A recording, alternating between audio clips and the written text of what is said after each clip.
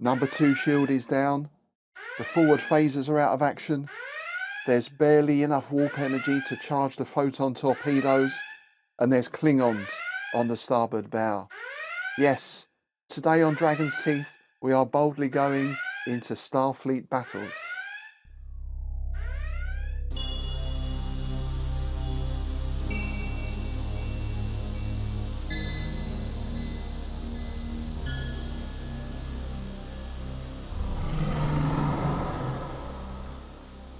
Hi, and thanks for joining me today in the Star Trek universe, which means, as you may know, I'm not wearing a red shirt, so fingers crossed.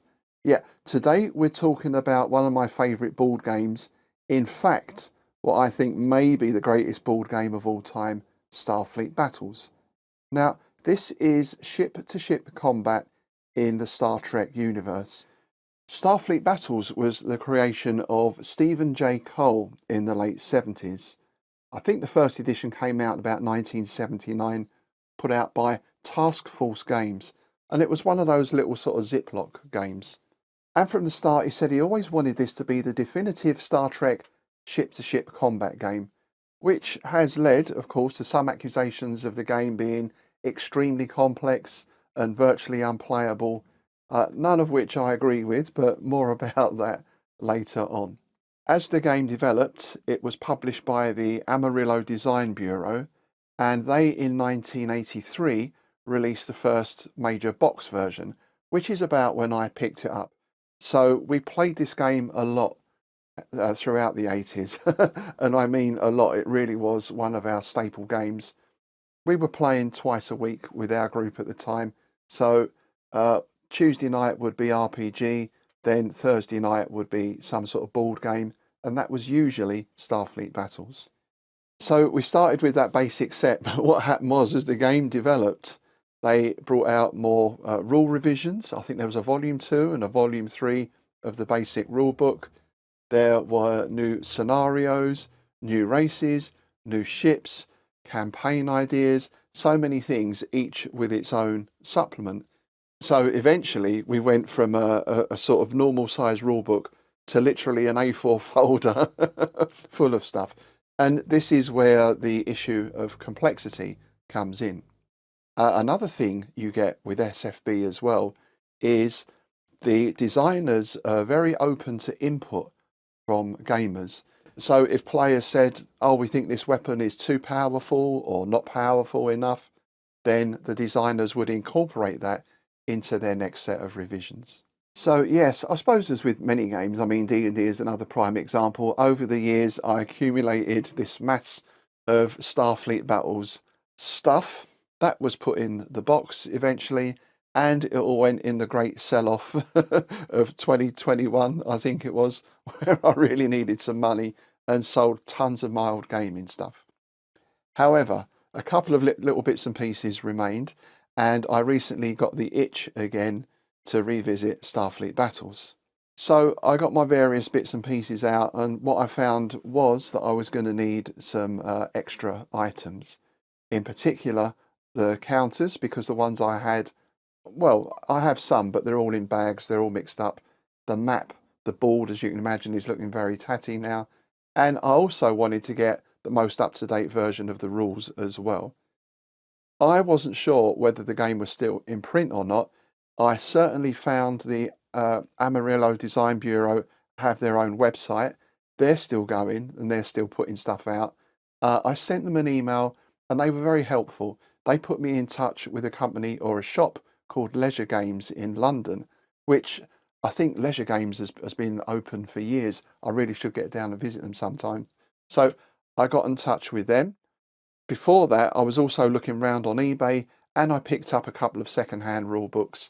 So basically what I've ended up with now is about 3 sets of rule books, but I think I've got everything I need. So here's some of the things I picked up off of eBay at a very good price. I have to say there were old original sets of SFB on there. 1 or 2 were in mint condition, but you can imagine the money they were going for, right?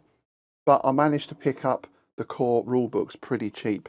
So I got the Commander's rule book. That was the first one.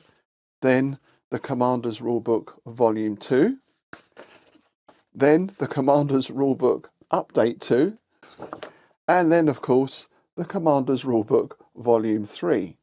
And just to make it easier, I'm in the process of putting all these rules into a loose leaf folder.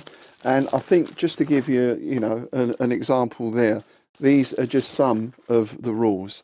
And I know in today's gaming world, perhaps where people are used to big pictures and big counters and diagrams and everything, a lot of people might look at this and just say, no way. But I'll get on to how the game is played in a moment.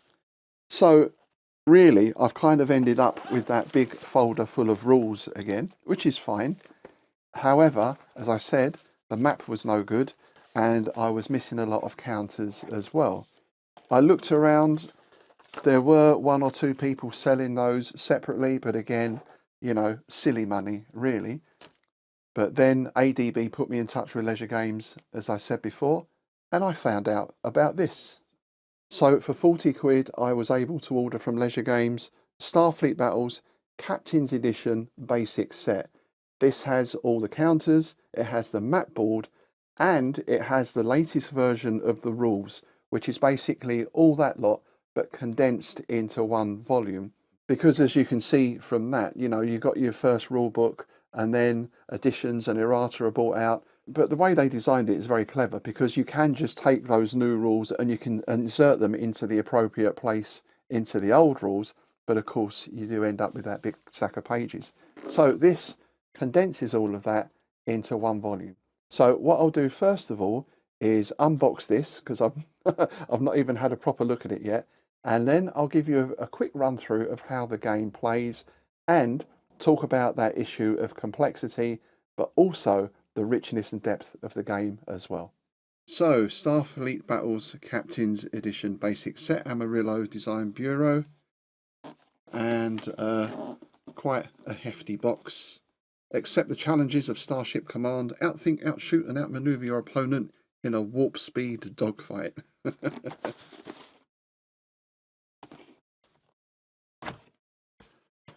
Oh, look at that. Isn't that a lovely sight? Fresh counters. So this is our basic set, and I imagine here we've got counters for all the major races. Certainly that looks like we've got some Klingons there. We've got Federation there. Kazinti. We've got counters for drones, shuttlecraft, Romulans. Here's our map, which I'll fold out in a moment. Little card from starfleetgames.com. I guess that's the website where you're going to pick up the forums and all the extra rules and other bits and pieces. And our Captain's Basic Rulebook. So, as I said before, this this is the basic rulebook. And again, people might look at this and think, ye gods, that just looks extremely dense. There's no way I'm ever going to be able to learn all of that stuff. But as I'll explain in a moment, you only really need the first sort of 10 pages or so, really, or the equivalent of. Now we get on to our charts that we need to play the game. Energy allocation form, what are known as the SSDs, the ship system displays. I'll explain those in a second.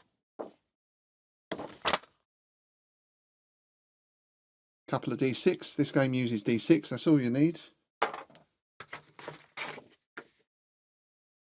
And the Captain's Basic SSD book. So this will have all the ship SSDs you need to get going. And as I mentioned before, there's loads of supplements for all the different fleets. One thing I did get with my eBay stuff was a volume 2 and a volume 3. So I don't know if these ones are in this as well. I know you can buy separate SSD books. Here we've got Lyran ships, for example, Orions. And of course, I guess once you get into the game, there's nothing to stop you making your own designs up. Not that I think you'll ever need to, given the sheer volume of ships, different types of ship that you have, even just in the basic game. And we have a couple of other very important charts. We've got the damage allocation chart. Of course, when you roll to hit, if you get through onto the shields, then you roll this to see which systems you hit on your enemy. And very important and quite ingenious impulse chart. And I'll explain this, of course, as well as we go along. But let's just get the map or the board set up and a couple of counters pressed out, and I'll show you how the whole thing works. So that's our map laid out, our board. As you can see, just a basic hex grid over a sort of space background. You might notice, I don't know if you can quite see on there, that each hex is numbered as well. So this is very useful if you're running Romulans, for example, and you're cloaking, because of course you don't put your counter on the map. It's also useful if you want to take note, you don't have time to finish a game, so you can just note down where everything is. Then when you come to play next time, you can set it all up again. And of course, you don't have to use this map. There is a larger one available where I think the hexes are about 1 inch across, and that comes with bigger counters. You can of course use any hex map really, and as I said, you can even get those starship figures as well. I think they're still available. I shall have a look around. I'll see if I can find some links for those, in which case you use the bigger hex map and you'll be moving the miniatures around. But it all works off of the same system. Now, the other thing you'll see on this map, if I just turn it around this way, is here in the corner we've got headings. This is important because, of course, your ship has to be facing one of these edges. You can't have it facing a line.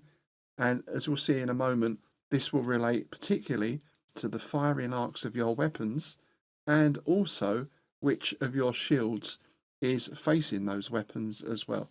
So your facing is very important. For your typical starting scenario, or if you just want your basic fight, then we'll assume for the moment each player will have 1 ship each. Of course, you can have 1 player aside. You can have, well, I guess up to 3 or 4 players aside. We used to play with 2 or 3 players aside, and each person can control as many starships as they're able. At first, I'd recommend you just take 1 ship, or maybe 2 smaller ones. But later on, I mean, we got into carrier games where someone might be running 3 ships, another person might be running a dreadnought, might be cruisers and carriers going on. So then you're controlling not only the main ships, but also the fighters as well. As long as you're okay with the bookkeeping and you know what's what, really, you know, the sky's the limit. So let's just place these counters here for now. You might start a little further apart, depending. But the Klingons and the Federation have encountered each other in this stretch of space. How do they move? How do they charge up their weapons? How do they fire? So what I'll run through here, I'll just take you through the basic rules that you need simply to start playing the game, which really is your energy allocation, your movement, and your combat. That's pretty much it. Now, as you go along, you can add in a whole host of other things: high energy turns, tractor beams, boarding actions, electronic warfare, fighters, mines. You can put star bases in. There's a ton of stuff, but all of that is all of that's the jam on top of the bread, if you like. Your basic game: energy allocation, movement, and combat. And the focal point of this is your SSD, your ship system display. So this is the Federation heavy cruiser that I've got the counter here for. That shape might be vaguely familiar to Star Trek fans. And as you can see, we've got all the boxes here. Just ignore all this stuff for the moment. So the boxes represent the systems on your ship. The most important one to think about first are your warp engines. So what you basically do, you count up the amount of warp boxes you've got, left warp and right warp here, and that gives you your basic energy. So here I've got 1, 2, 3, 1, 2, 3, 4, 5, 15, 30 points of warp energy. I also have 4 points of impulse energy, and you'll normally have on most ships a couple of batteries as well. So these can store energy for use in an emergency. You might be out of warp and impulse energy. You can stick a battery in order perhaps to reinforce a shield or something. So that's the energy for the ship. Then, of course, we look at the weapons as well. So here, as you can see, we've got 4 photon torpedoes, and it says FA. That signifies that they fire in the forward arc. We've got some phaser ones on the front there as well, and they are LF and L firing arcs. We've got a couple of phaser ones in the main body. Again, we've got the firing arcs given there. So let's just look at the part in the main rules that explains the firing arcs. It's all pretty much as you'd expect. Front arc gives you those 3 hexes, left side, right side, and so on and so on. And again, in the rule books, it gives you lots of examples. So all this stuff is very easy to pick up and understand. Moving on from weapons, we look at our other systems and places on the ship as well. Of course, we've got the bridge, where everyone gets thrown about a bit when the camera shakes. We've got labs, we've got transporters, we've got shuttle bay. That tells us we've got 4 shuttles. And we've got hull boxes as well. Forward hull, the main hull. You can think of these as hit points, if you like, for the ship. And surrounding them all as our protection, we have shields. The number of boxes you have in the shield here, that's your maximum shield strength. But of course, you need to put energy in order to power up the shields and to reinforce them. So that really is your basic SSD layout. There's a couple of other things as well. You've got auxiliary control, tractor beams, did I mention those? But they can all be added in later on. Really, at first, you need to know about your energy, your weapons, and your shields. Now, there's a lot of other information here. We also have boxes for sensors and scanners and damage control. Of course, if you want to fire at another ship, you have to get a lock onto it with your sensors and scanners. That's pretty much automatic at the start. In fact, I think it's automatic for all the inverted commas modern ships. But as you start taking damage, of course, your sensors might get hit. So then rather than rolling a 6 or under, you might have to roll a 5 or under, and so on. So we've got all this other relevant information here as well. Things like shuttles, we can keep track of the shuttles. You can launch those, they carry phasers as well. They're good for taking out drones or doing other things. Crew units, because of course, unfortunately, as your ship starts getting damaged, you're going to be taking crew casualties. You've got notes there for boarding parties and probes. Again, that's all advanced rules. We've got the hit tables here for our various weapons. Drone racks, which are sort of guided missiles. The Klingons and other races tend to use more of those than the Federation. We have the ship data table, so that gives you the type, CA, that's what's printed on the counter. Gives you a point value, so you can balance up your scenarios. And things like here, your life support costs, your shield costs. So it costs 1 point of warp energy to keep your life support system going. It's very advisable to do that. The crew tend to complain if you turn life support off. Now, although we're in space and you might think, we can just chuck these things around, as someone said, you can defy the laws of physics. So ships have a turn mode as well, which is dependent on their size and speed. That basically is the number of hexes you have to go in a straight line before you turn again. So that's something else you're going to have to factor into your movement. Once you're armed with all this information about your ship, you can start filling in your energy allocation form. You do this at the start of each turn. This basically is you deciding where you're going to allocate your power. It's resource management.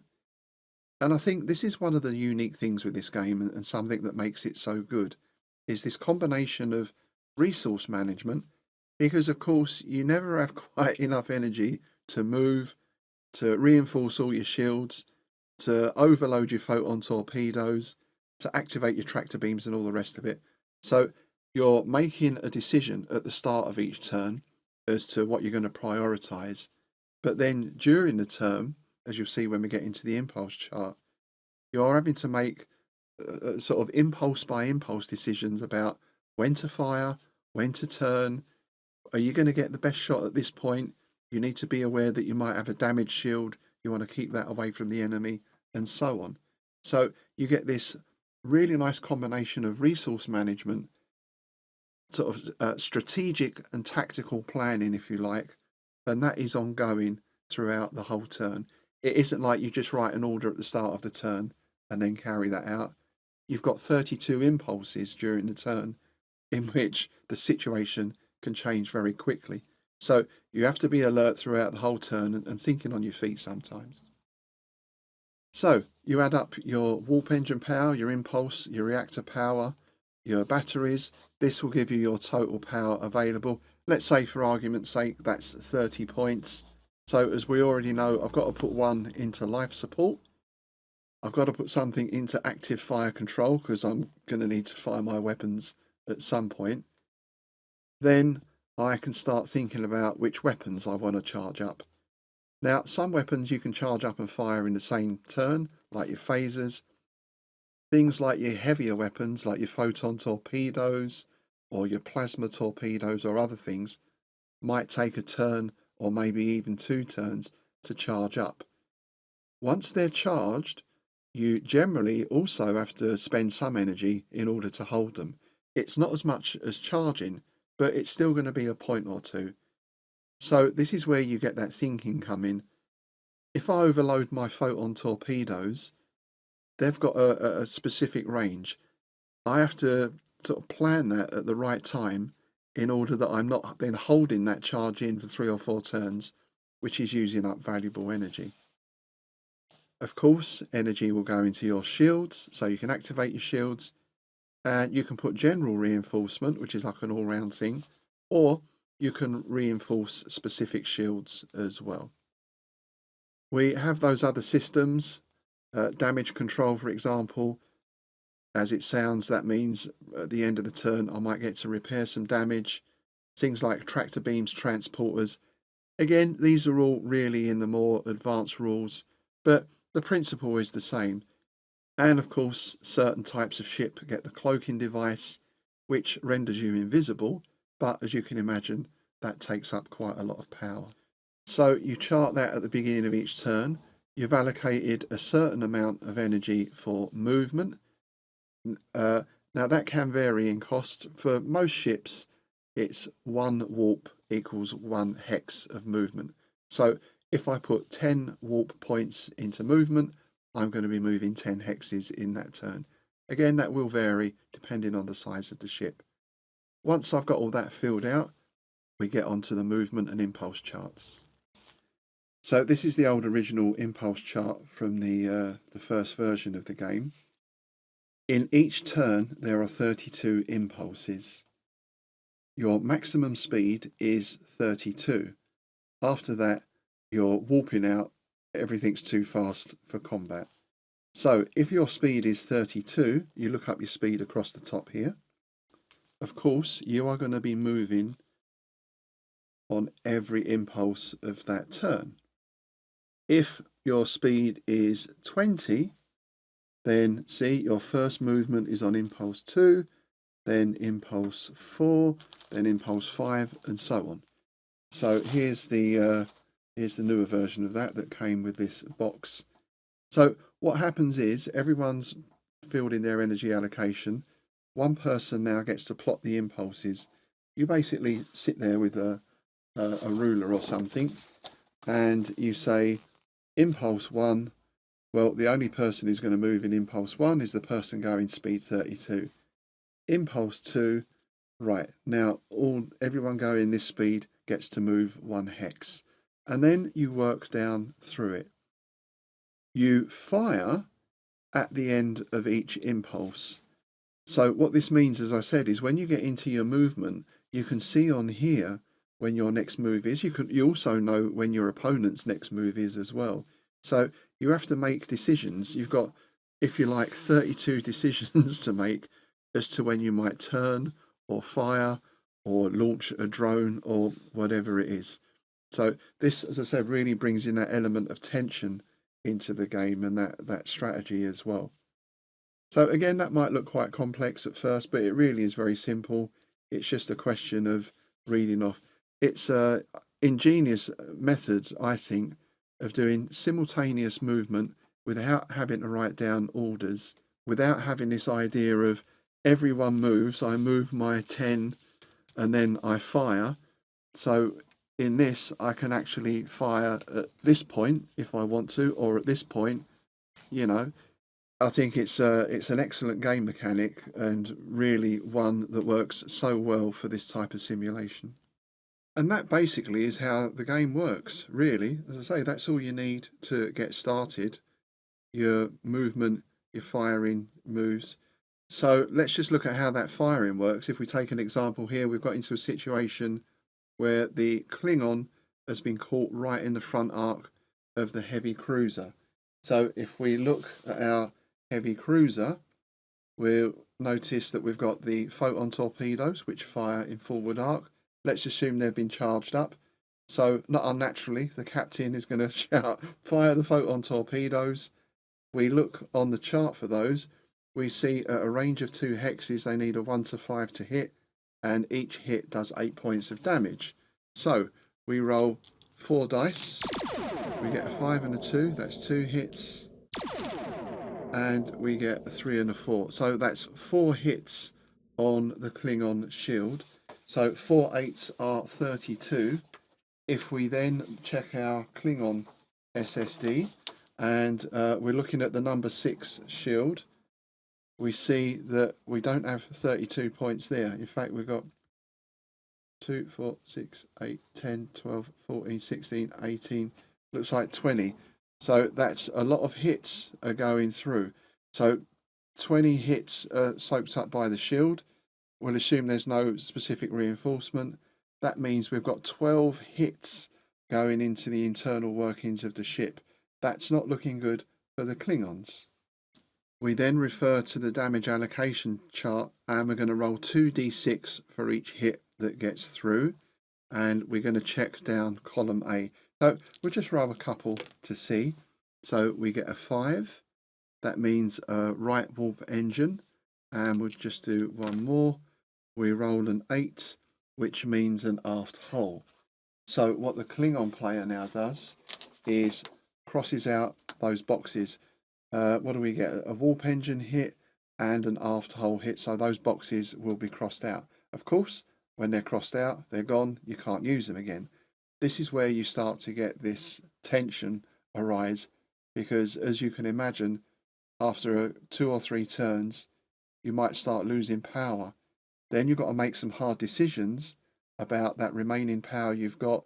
Where are you going to put it? Into offense? Into defense? Are you going to try and mix the two? So we've got all these extra rules we can add in as well. And again, you don't have to add them all in at once. You can stick them in 1 or 2 at a time as you go along. If you want to look at things like tractor beams, for example, when the Klingon fires the drone.